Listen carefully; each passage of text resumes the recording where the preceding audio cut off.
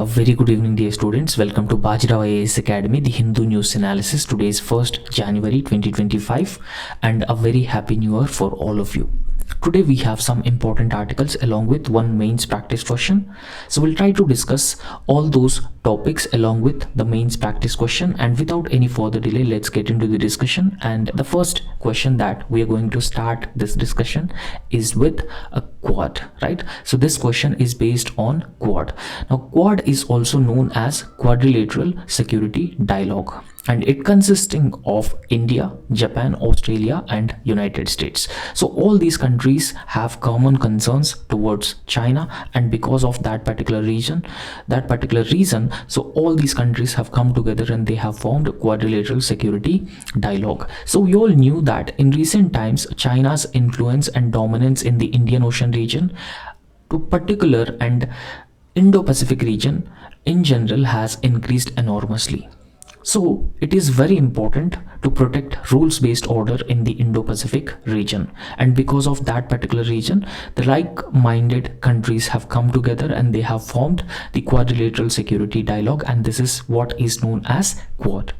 And in this context, there is a news article in today's The Hindu newspaper. The article is Quad members owe to work vigorously towards a free, open and stable Indo-Pacific. So that is the news article, and in fact the overall objective of Quad member countries is to ensure free, open and inclusive Indo-Pacific. So India also subscribed to that particular idea. Now in this context, the question is, Quad has a role in preserving free, open Indo-Pacific region, but it has its own challenges, right? So in this context we need to analyze, so this is the tail word that is being attached to this question. So we need to analyze. That essentially means that we need to understand all basic details about how Quad is to some extent successful in preserving free, open and inclusive Indo-Pacific. Along with that, Quad also facing some challenges as well. So it would be better if you mention examples along with this particular in every point, almost like every point. So it is always better if you substantiate those points with the examples. So firstly, you have to give a brief introduction about Quad, right? So you need to write what is exactly Quad and what is its aim. And in the second part of the answer, so you can write about how Quad to some extent successful in preserving free, open Indo-Pacific region and what are the challenges it has been facing. And then you need to write so way forward also, right? How these countries can actually go move forward. That is also very important.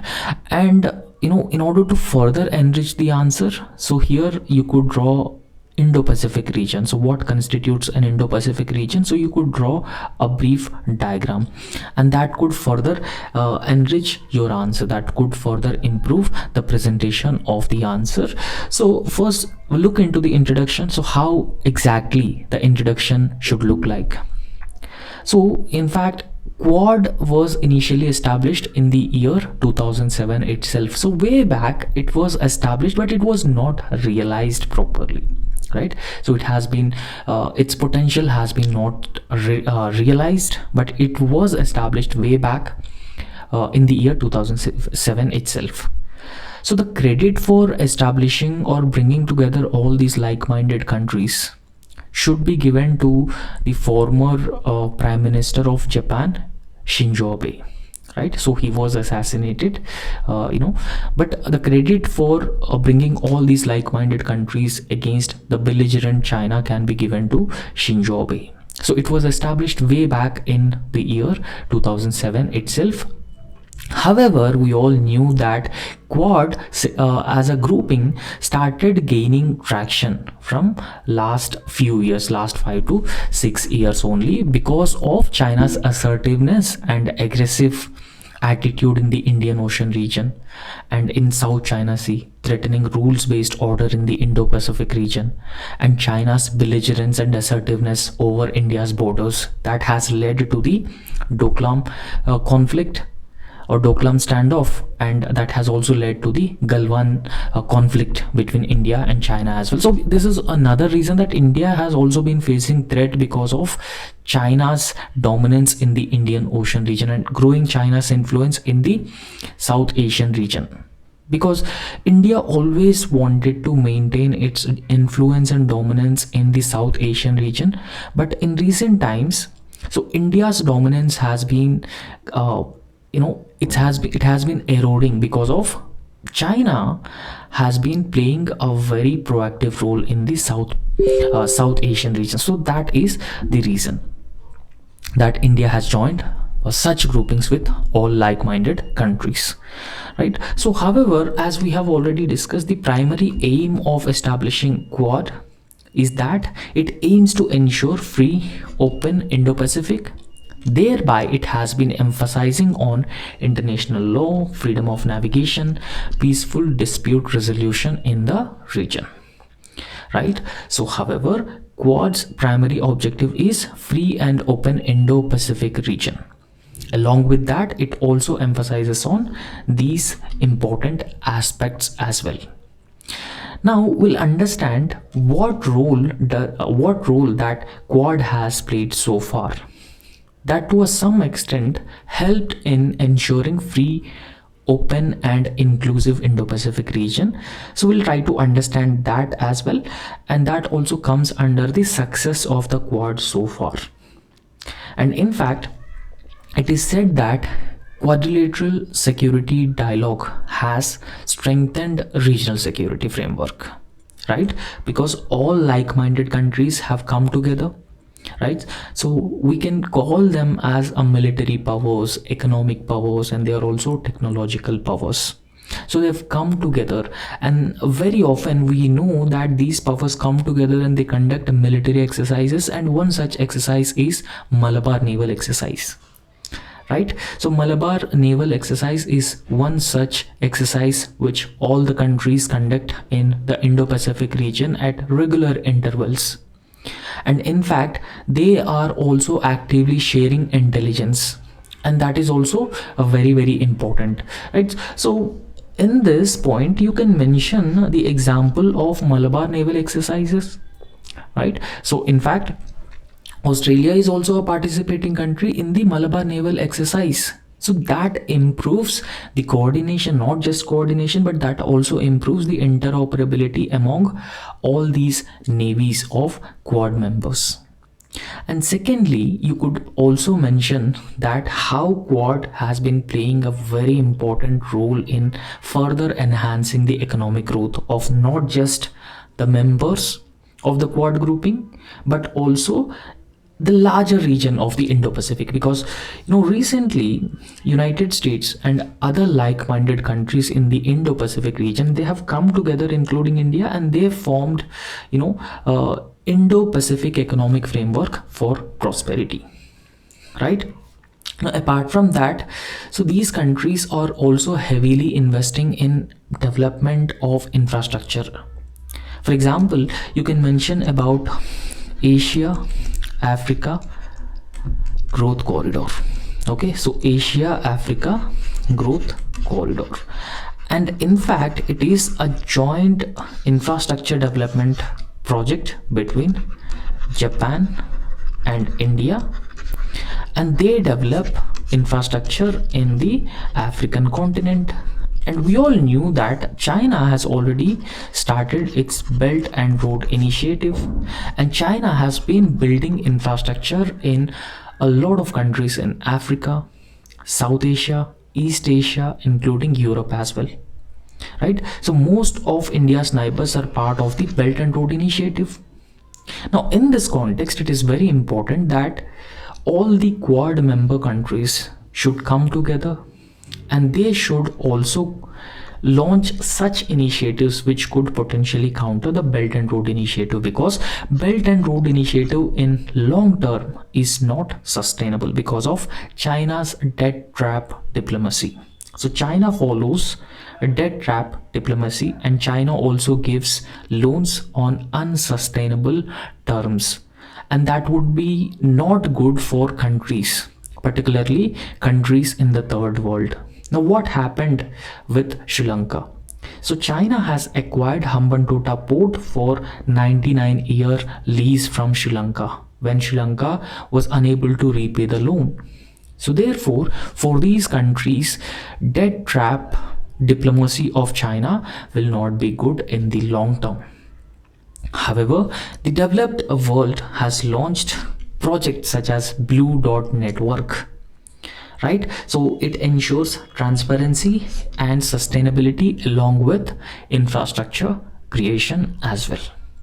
And apart from that, these countries, when they come together, they also ensure supply chain resilience. So we started hearing about the supply chain resilience during the COVID-19 pandemic, right? So what happened during COVID-19 pandemic? So there was a phenomenon called supply chain disruption. So supply chain disruption is because when any country depends excessively on another country for essential supplies, so that will lead to the supply chain disruption, because those countries can use the dependence for the geopolitical reasons, and that's where it could become problematic for the dependent countries.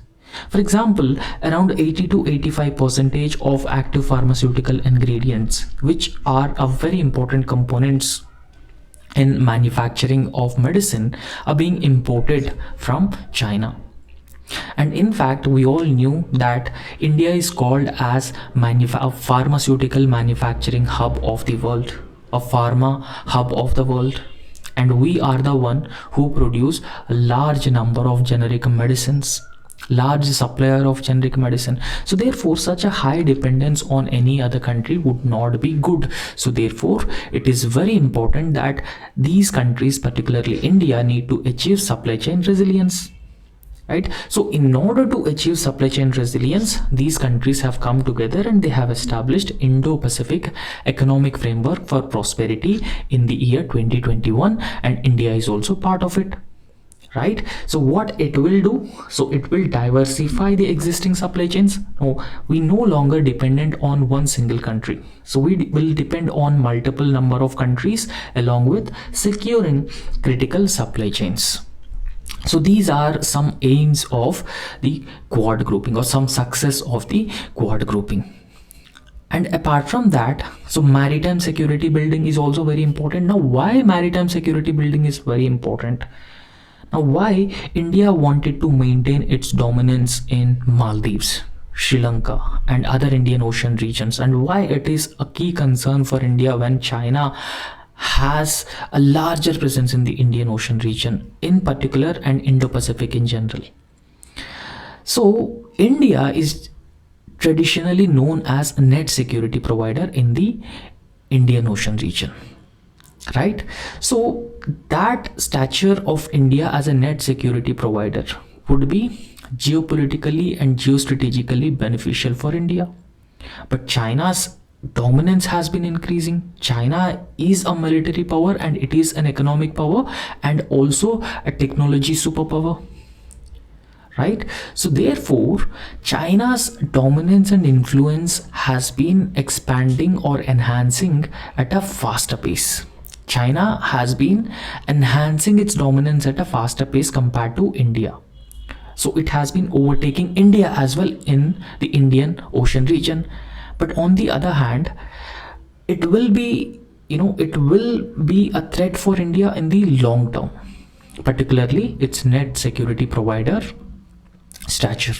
So because of that reason, it is an imperative for India to be joining such groupings where all the like-minded countries come together and they share the common concerns with respect to China. So therefore they could actually pool in their resources, whether it is economic resources, military resources, technology resources, or trade, commerce, everything. So they can actually pool in their resources, and that would help a nation of power like China. It is like almost like a superpower because it has the military strength, economic strength, and also the technology strength, right? So in this context, the capacity building, particularly maritime capacity building of all these countries, is very, very important, and Quad would do that particular role. And apart from that, India has also launched an initiative called Sagar, right? Security and growth for all in the region. So this is essentially further strengthening India's net security provider role. Net security provider role in the Indo-Pacific region, Indian Ocean region. So however, it is not free from the implications. There are some implications as well, so we need to understand those implications also. So implications in the sense that, how all these countries have been coming together and how it will particularly benefit India. That is what we need to understand. So no doubt that it could further strengthen India's security and defense through cooperation, intelligence sharing, maritime domain awareness, humanitarian assistance and disaster relief, and also further strengthening deterrence and even protecting crucial trade routes that are very, very important for India, right? So in fact, along with that, through China-Pakistan economic corridor, China also violating India's sovereignty and territorial integrity, and that is another concern for India.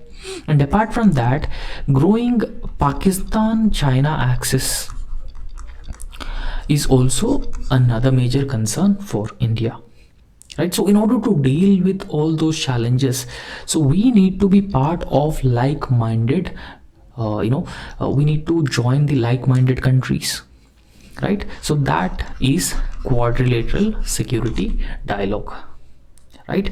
So it is very important for India to counter Chinese influence in South Asia and beyond.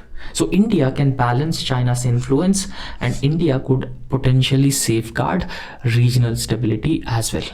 However, Quad has been facing several challenges. Now, what sort of a challenges that quadrilateral security dialogue has been facing that we should understand here? So as of now, there is no formal structure for the quadrilateral security dialogue, right? So a formal structure is very important for the success of any group, any organization. But as of now, it don't have any such formal structure. So that essentially means that it lacks permanent secretariat, and permanent secretariat is very important for credible decision making, right? So and also further strengthening efficiency of the Quad grouping. And apart from that, China very often viewing Quad as an anti-China alliance. And China also called Quad as Asian NATO. So it is being called as Asian NATO. And China has been looking at Quad as a containment strategy. So it is a grouping which is against China, which is against China's interest. But on the other hand, what is India's stand? So India's stand is Quad is not about China. It's not focusing on one single country. Rather, Quad is focusing on the entire regional security, stability, peace, prosperity. So that is India's stand. But on the other hand, China has an opposite stand, an opposite view over the Quad grouping. And that's where it has becoming very, very problematic for India to solve border issues with China, right? So that has been complicating the constructive engagement and also potentially increasing tensions between China and India as well very often. So we have seen that through Doklam crisis, we have seen that through the Galwan Valley crisis, and still disengagement has not taken place across the line of actual control. And in recent times, China has become more and more assertive and aggressive in the Indian Ocean region itself, primarily because of China's view that Quad is an Asian NATO. India has joining its hands with anti-China forces. That is also another view. And apart from that, there are a lot of differences in financial resources and the strategic awareness, military capabilities among the member countries that could further hinder the effective cooperation. So see, that essentially means that there's a lot of differences between the military capabilities of India and the United States of America. right? So similarly, there is a difference between the technology capability of India and Japan. And we should also understand India has been sharing its border with China. But on the other hand, none of the other Quad members have been sharing the borders with China. So this is also a concern, and this is also limit India's ability to play a very proactive role in the Quad grouping, particularly against China. So that is also another area of concern for India. And in fact, regional issues like territorial dispute or non-traditional security threats, so they require sustained coordination, which is maybe challenging among all these member countries. Now, particularly the election of Donald Trump as the president of United States of America for the second term. So it has to be seen how these leaders would drive Quad in the future, whether they would confine themselves with China in the Indo-Pacific region, or they would also include the other areas to make Quad look broader, right? So they would also engage in different areas, whether it is technology, trade, commerce, and joint research, so maritime security, so all these different domains. It has to be seen.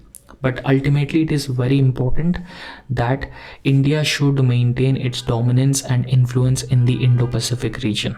So in order to do so India need to join such alliances, but it has to be careful, and India should protect its strategic autonomy as well. So that's how you could write a way forward as well, right? So we'll try to discuss the issue that has been given in one of the newspapers, right? So this is not the heading, sorry for that. Okay, so it is about the challenges for a complex world. Challenges for a complex world.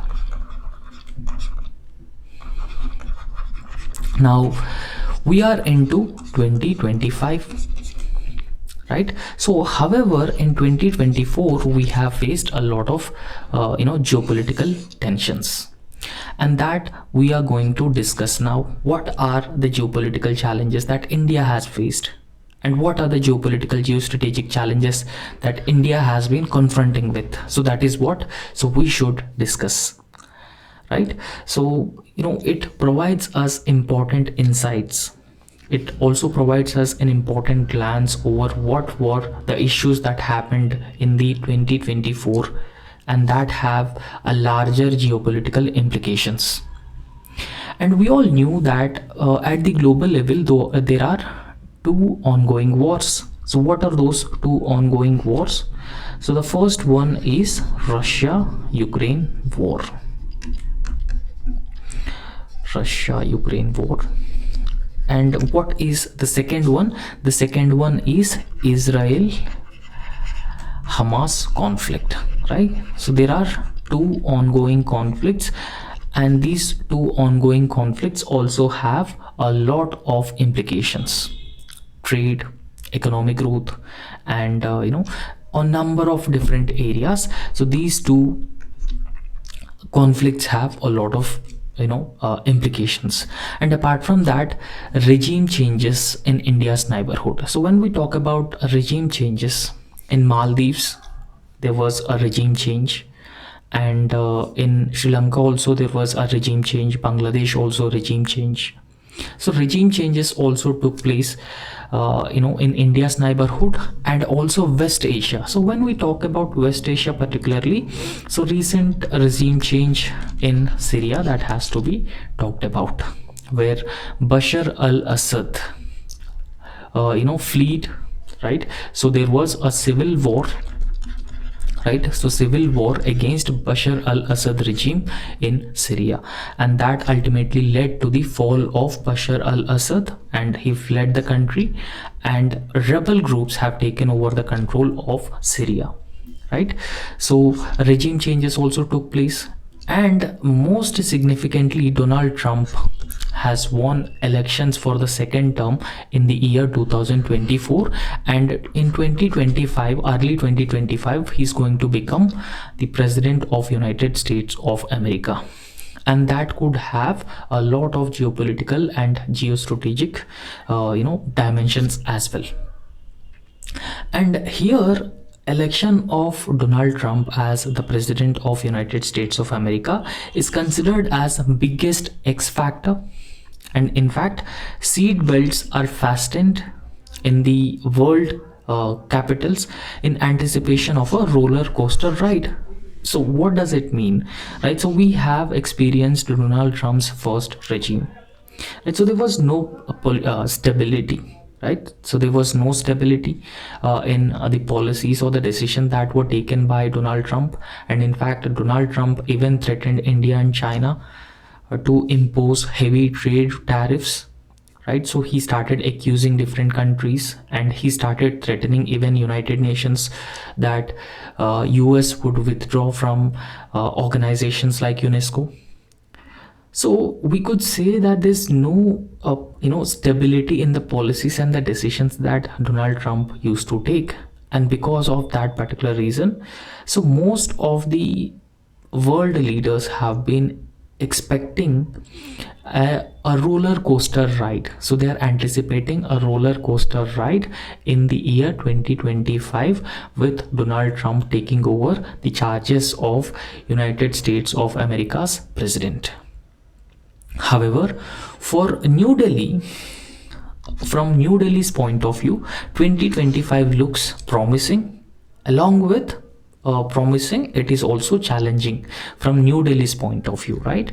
So we'll understand how it is promising for New Delhi and how it is going to be challenging as well. Now, it is promising because of some reasons. Now, India is going to host Quad Leaders Summit very soon. As I have already discussed, that Quad consisting of 4 like-minded countries, and they have come together to deal with China's challenge or China challenge in the Indo-Pacific region, and they wanted to ensure free, open and inclusive Indo-Pacific region. And apart from that, there could be a possible India-European Union summit as well. So in this India-European Union summit as well, there could be a free trade agreement negotiations take place, because India and even European Union both looking to have a free trade agreement with each other, because that could potentially benefit the economies of each other. So this India and EU's European Union summit in India is very important, because there could be some negotiations about the free trade agreement. And apart from that, Prime Minister Narendra Modi is also going to travel to Shanghai Cooperation Organization meeting, and that is going to happen in China. So there is a chance that there could be a high level meeting between India and China. So whatever the issues, particularly with respect to disengagement across line of actual control, so they will be decided, and disengagement will take place at a faster pace, and mutual confidence building measures, because it is particularly about the engagement at the higher level between India and China, and it is expected that this engagement would further improve the relations between these two countries.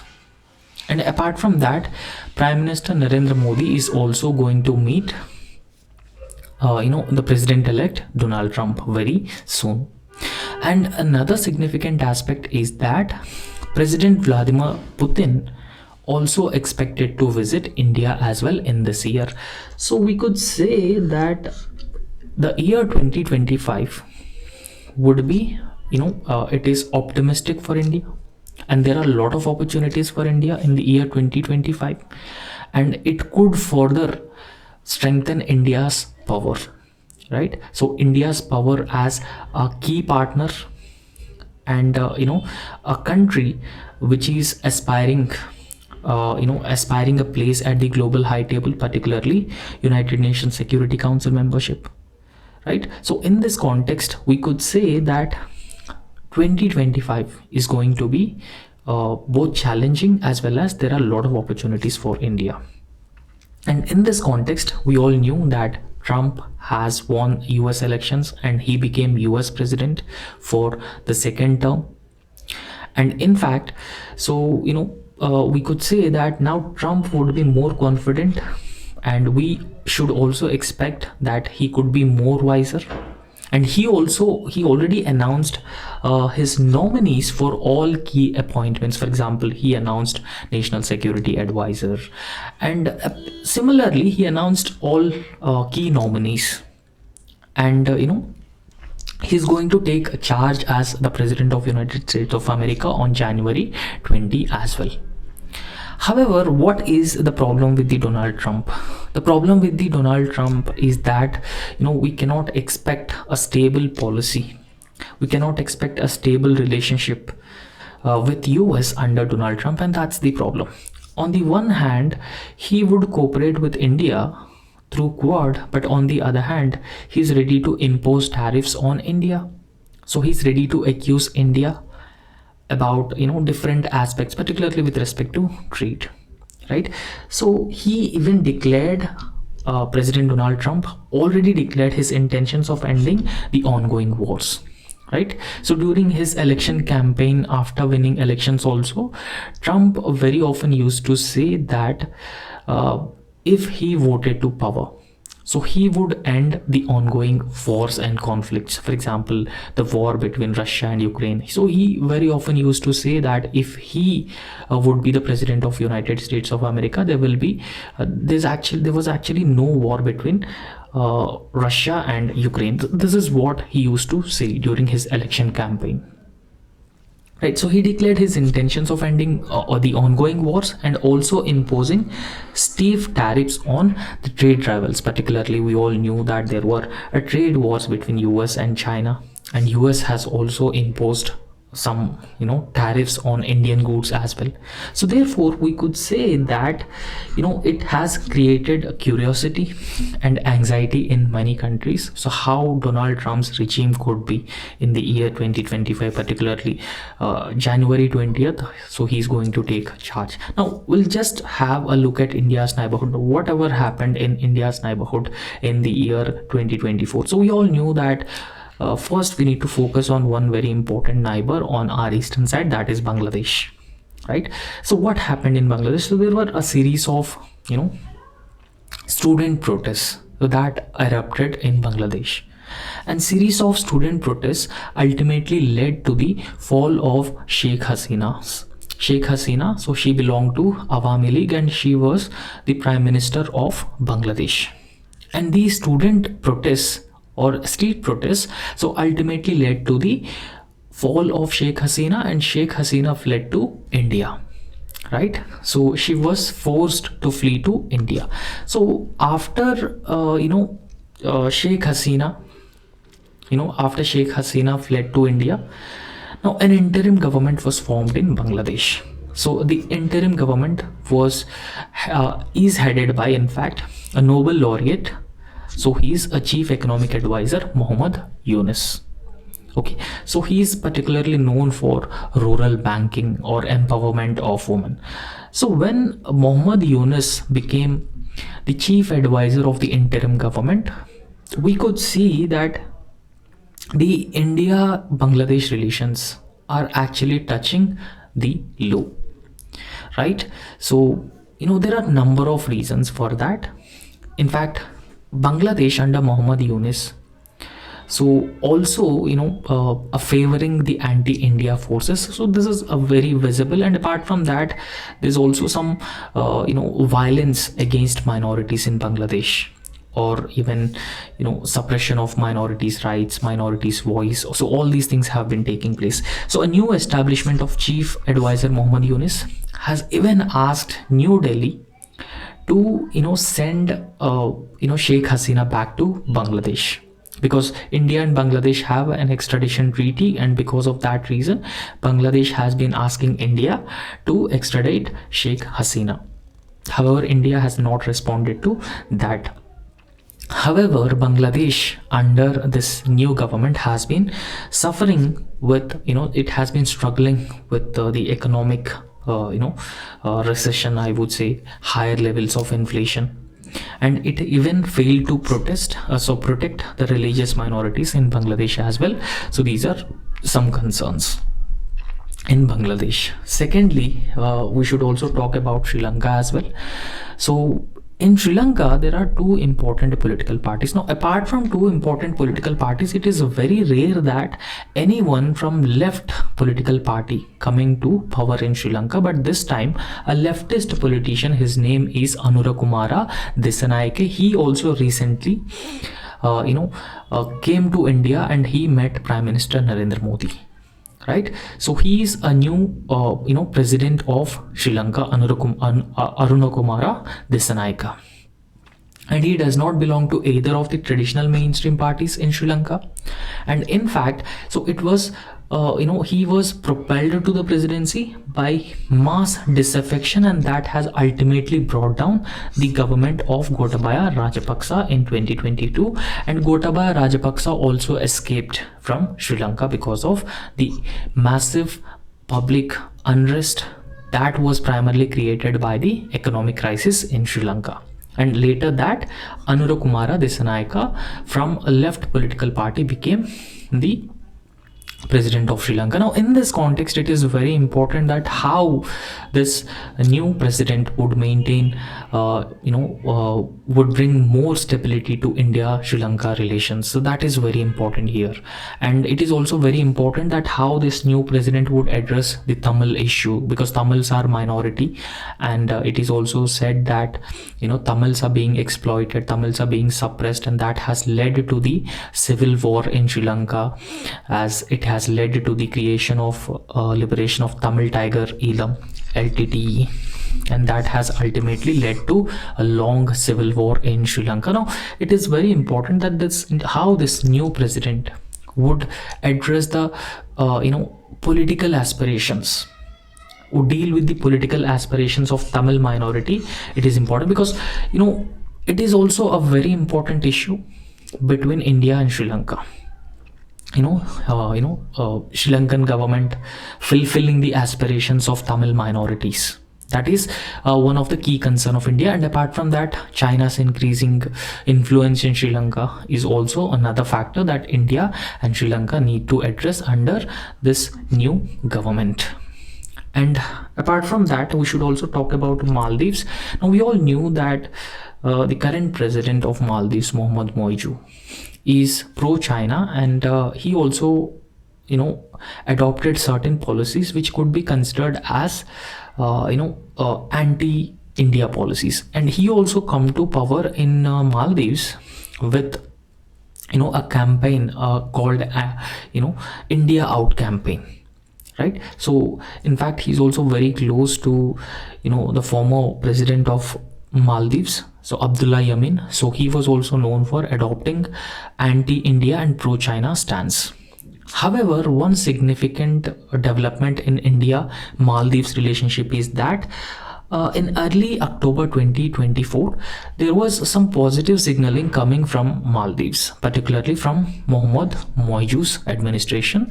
So with that, we could indicate that in the long term and short term also, both India and Maldives relationship would further improve over a period of time. Right? So however, India-Bangladesh relations are going nosedive. So after this regime change, and there's also a growing anti-India sentiments in Bangladesh, and that could be a cause of concern for India in the long term. And apart from that, we should also talk about Nepal. So in Nepal, again KP Sharma Oli became prime minister, and KP Sharma Oli is known for his pro-China stance. Right, so he very well known for a pro-China stance. So however, one thing that we need to understand that this KP Sharma Oli's government is in alliance with Nepali Congress that is being headed by Sher Bahadur Toba. So because of that reason, so as of now, Nepal is not going all out pro-China and all-out anti-India as of now because of its alliance with the Nepali Congress. Right, so Nepali Congress that is headed by Sher Bahadur Daupa is to some extent known for its pro-India stance. So this is what has been happening in India's neighborhood. There are such major developments. So apart from that, when we talk about Pakistan, so Champions Trophy is to be held in Pakistan this year, February, but Indian cricket team, particularly BCCI, refused to let Indian cricket team go to Pakistan and play Champions Trophy. Right, so that has led to negotiations, discussions about the hybrid model where this Champions Trophy will be held in both Pakistan and UAE. All Indian matches will be held in UAE. Now, what is India's policy with respect to Pakistan? So terror and talks should not go side by side, because Pakistan is continuously supporting cross-border terrorism into India, and Pakistan is also not very serious when it comes to acting against these radical elements, and because of that reason there is no significant improvement in India-Pakistan relations. So apart from that, we should also talk about the Ukraine war. Now it is almost 3 years since this Ukraine war has started, but recently Ukrainian President Volodymyr Zelensky has indicated that he's ready for talks, right? So he's interested in talks with Russia. But as the war nears the end of 3 years, okay, so it is almost like 3 years, so it has to be seen that, right? So what could be the possible terms of engagement with President Putin, and it remains unclear. Now, in case of any such dialogue or diplomacy or any such agreement between Ukraine and Russia, so it has to be seen how India and China could play a larger role in that particular agreement, right? So apart from that, we should also talk about China and India-China relations, right? So we all knew that there were a series of conflicts between India and China. Particularly, we talked about Doklam standoff and also the Galwan standoff as well. Doklam and Galwan standoff. So after the breakthrough in the disengagement process, both India and China have signaled that they are discussing the border issues and also the other steps as well, right? So other steps to particularly normalize the impacted ties almost 5 years of the standoff of Ladakh. Now after this standoff, series of standoffs, what happened was during COVID-19 pandemic as itself, due to the security reasons, India banned Chinese apps. India stopped giving visas to Chinese businessmen, Chinese journalists, right? So India also stopped investments from China, particularly the foreign direct investment. So all these things have been taking place. So but China has been continuously emphasizing on improving its relations with China. China very often wanted that the border disputes and economic relations should be separated, right? So they should not be viewed as a one single item. But on the other hand, India wanted that both border issues and these economic issues should be discussed side by side. So this is the India's stance. Now India will be closely watching the next steps of de-escalation and also induction of troops. Now how de-escalation would take place in the coming months, right? So based on the disengagement, India would take major decisions on granting visas to Chinese businessmen or Chinese people, and also major decisions with respect to trade, commerce between India and China. So all these steps would be taken, but they would be taken in a gradual manner, right? So after the disengagement. However, the problem with India-China is there is a huge trust deficit, and trust deficit between these two countries is very high, and it will take a long time and a lot of effort to repair this damage. So Prime Minister Narendra Modi's possible visit to China. So we already discussed that Prime Minister Narendra Modi is going to visit China for his Shanghai Cooperation Organization meet, and this could be a high-level meeting between Prime Minister Narendra Modi and Chinese President Xi Jinping, right? So this high-level meeting is and it is expected that India-China relations would be further strengthened with this high-level meeting between Prime Minister Narendra Modi and Chinese President Xi Jinping. So, however, there are certain concerns with respect to China. It is important for us to understand those concerns. For example, the territorial disputes that we have, particularly at the line of actual control, and even China very often claims Arunachal Pradesh, Aksai Chin, all those regions. Right. So debt trap diplomacy is also another major problem, because this debt trap diplomacy has been resulting in economic crisis in different countries in the India's neighborhood, and China also poses cybersecurity threats, and it could also pose the national security threat. So because of that reason, India has already banned Chinese apps, and apart from that, China has adopted a policy called string of pearls. It is also known as a strategic encirclement of of India, by developing a series of naval bases all across India. So that is what is known as a policy of string of pearls. So these are certain concerns, but these issues have to be settled bilaterally through dialogue and diplomacy, and this engagement in this context is very important. Okay. So next topic is India-Qatar relations. Recently, our External Affairs Minister Subramaniam Jaishankar visited Qatar, right? And this visit particularly aimed at further strengthening and improving relations between India and Qatar. Now, when we talk about Qatar, Qatar is a country, a very small country, but a very important country, both geopolitically and geoeconomically, and it is located in Middle East, particularly in the Persian Gulf, right? So this is Iran, and this is Persian Gulf, and this is Bahrain, right? So you just understand where is Qatar is located, right? So External Affairs Minister S. Jaishankar is in Doha, and for a 3-day visit over New Year for a series of bilateral meetings between him and the Qatar Prime Minister and higher officials in Qatar, as well as he's going to prepare, for example, Qatar's Emir Sheikh Tamim bin Hamad Al Thani.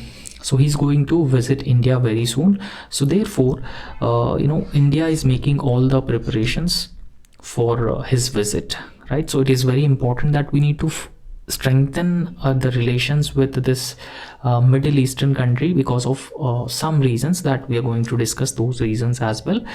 So it is important for us to discuss India and Qatar relations in a very detailed manner. In previous classes, we have discussed India and Kuwait relations.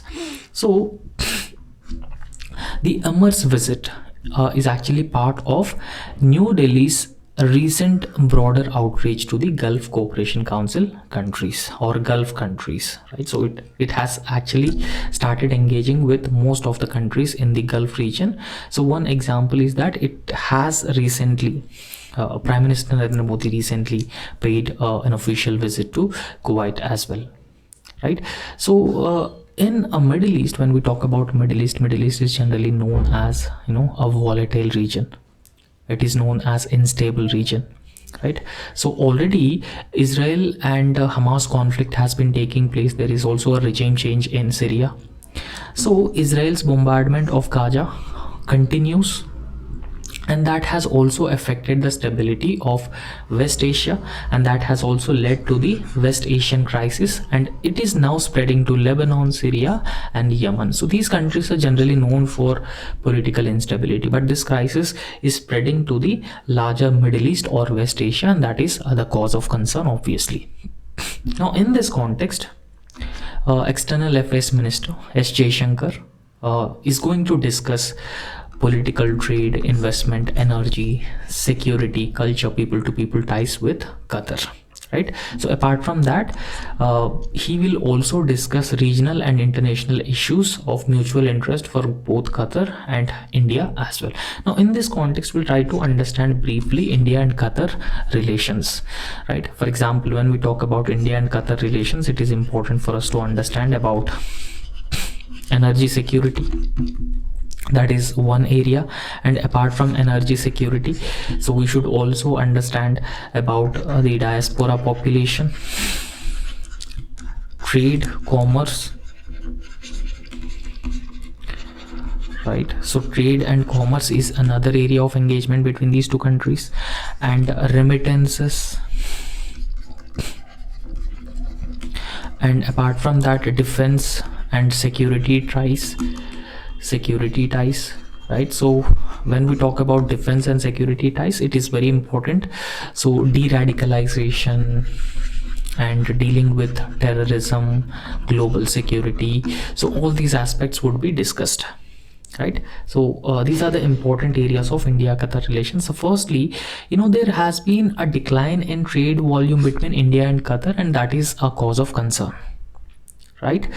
So in fact, these two countries have witnessed a decline in trade volume, and particularly because of decline in rates of gas and oil in the international market. And India has changed, India has actually diversified the sources of natural gas and crude oil, and because of that particular reason, so there is a substantial decline in the trade volumes between India and Qatar.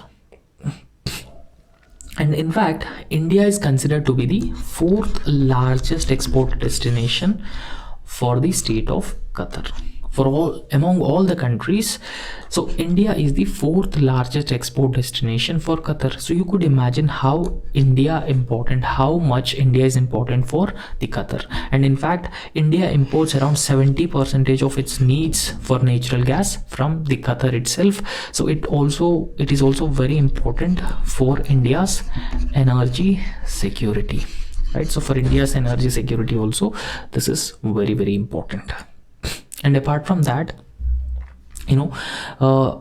Qatar's key exports to India. So Qatar exports certain items such as LNG, liquefied natural gas, and LPG, chemicals, petrochemicals, plastics, and aluminium articles. So these are some items that Qatar export to India. And India also exports certain items to Qatar, such as cereals, copper articles, iron, steel articles, vegetables, plastic products, construction materials, textiles, garments. Right. So in this context, we'll understand the cultural relations between India and Qatar as well. So because this is also an important area. In fact, there is a regular flow of Indian artists performing in Qatar. Right, so Indian artists performing the arts, different form of arts in Qatar. The events which are being organized by the Indian community in Qatar, that is being affiliated to the Indian Cultural Center. Right, so yoga is also another area of strong cultural cooperation between India and Qatar, right? So India appreciated Qatar's support as a co-sponsor of a resolution in the United Nations General Assembly, and this resolution was adopted with an unanimous support of 177 co-sponsoring countries, and that has led to declaring June 21st as International Day of Yoga, right? June 21st was declared as International Day of Yoga by the United Nations after this resolution was approved, and this resolution was co-sponsored by Qatar as well. Education is also another major area of strong engagement between India and Qatar. So there are around 14 Indian schools that are being located in Qatar, and these schools offering CBSE curricula to over 30,000 students, and most of whom are children of Indian nationals because of the strong diaspora population or Indian community who are working in Qatar. And when we talk about Indian community, so Indian community is also one of the largest community in Qatar, right? So it is one of the largest expatriate group in Qatar. And in fact, India also receives a huge amount of remittances from the Indian diaspora in Qatar, right? So remittances that Indian expatriate community in Qatar send to India, it is estimated around $750 million every year. And when we talk about security and defense related relationship between India and Qatar, Jair al-Bahr, or it is also known as Roar of the Sea, is the naval exercise between India and Qatar Navy. But the security and defense relationship between these two countries is still limited, and still it is not reached to that level which is desirable, right? So it is important for India to explore ways to further strengthen defense and security relationship with Qatar as well. And the next topic is about private members bill. This is also a very important topic because already in UPSC prelims there was a question on private members bill, and there's a potential that this question may be asked again, and this question can also be asked as a mains question because of its significance, right? So recently private members bill is in news because of some reasons, right? So we'll try to understand those reasons.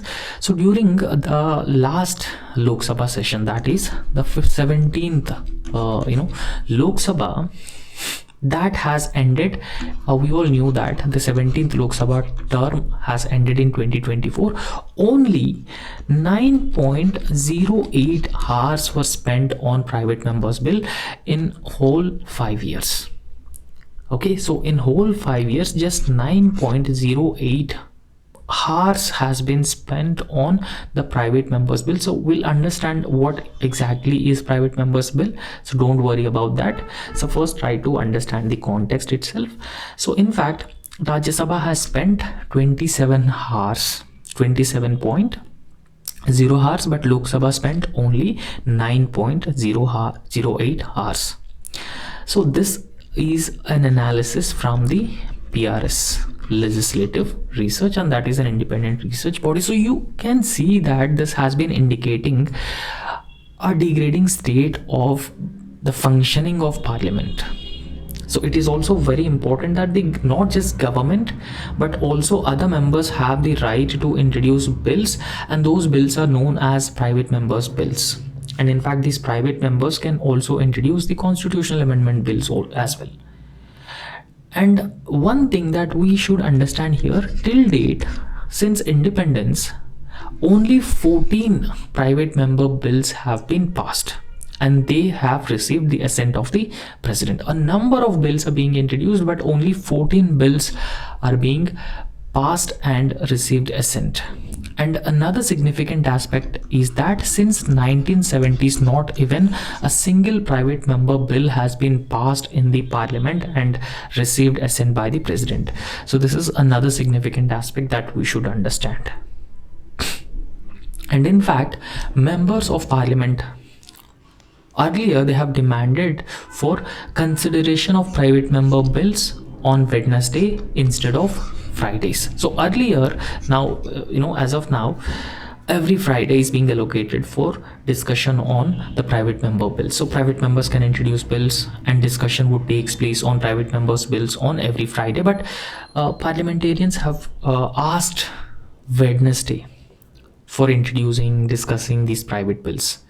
And in fact parliamentarians have also demanded that time allotted for the private members bill consideration should not be cut short, right? So because of a lesser amount of time in whole 5 years, so you could see how many hours the bills are being discussed in the both houses of the parliament.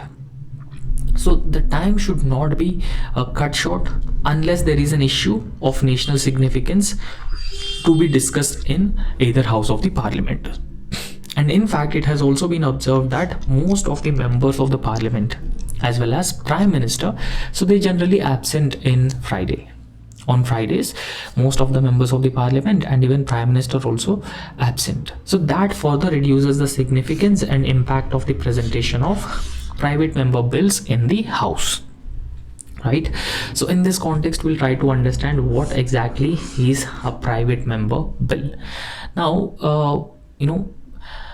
private member bill is a bill which is introduced by any member of a parliament but not a minister. So they can also be from the ruling party but he's not a minister, and those bills are known as private member bills, right? So any member of parliament who is not a minister is referred to as a private member. However, the purpose of private members bill is to draw the government attention. So we need to draw the government attention to what individual MPs see, issues and gaps to the existing legal framework, and that requires the legislative intervention. Apart from that, it also reflects the stand of opposition parties on the public matters that the government generally, if government not taken into consideration, these private member bills also reflect the stand of opposition parties on the public matters. So its drafting is the responsibility of the members concerned, and its introduction in the House requires 1 month's notice as well. So for example, if there's an MPA and if he wanted to introduce a private member bill on a certain matter, so he need to give a notice of 1 month before introducing that particular bill. And in fact, the government bills can be introduced and discussed on any day, so there will be no restriction if parliament is in session. So these government bills which are being introduced by the ministers, they can be introduced in any day, but private member bills can only be introduced and discussed on Fridays. So 1 day has been allocated for the private member bills. So usually on Fridays, most of the members absent, Prime Minister is also absent. So it is asked that parliamentarians have asked this day from Friday to Wednesday. And last time private member bill was passed by both houses and received the assent of the president was in 1970. And in fact, it was Supreme Court Enlargement of Criminal Appellate Jurisdiction Bill of 1968, and that was the last bill which has received the assent. And in fact, as we have already discussed, that 14 private member bills have been passed so far. So 5 of which were introduced in Rajya Sabha, and rest of the 9 were introduced in the Lok Sabha, and they have become law because they were passed by both houses of the parliament and they also received assent.